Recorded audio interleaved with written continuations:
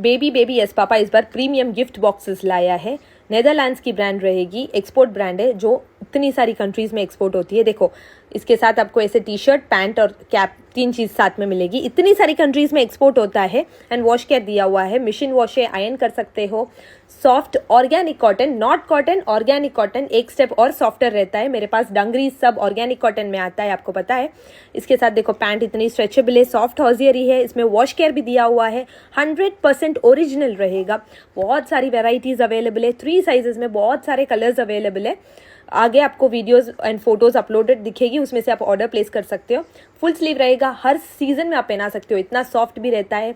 Legs भी covered, legs full legs है, covered रहेंगे, इसलिए आपको प्रॉब्लम नहीं है। गिफ्टिंग के लिए बेस्ट रहता है एंड लुक भी इसका बहुत प्रीमियम है एंड क्वालिटी 100% रहेगी। प्लीज़ मिस मत करना, आगे फोटोज़ दिए हुए हैं उसके हिसाब से ऑर्डर प्लेस करना। पर्सनल यूज़ के लिए भी ये बेस्ट रहेगा।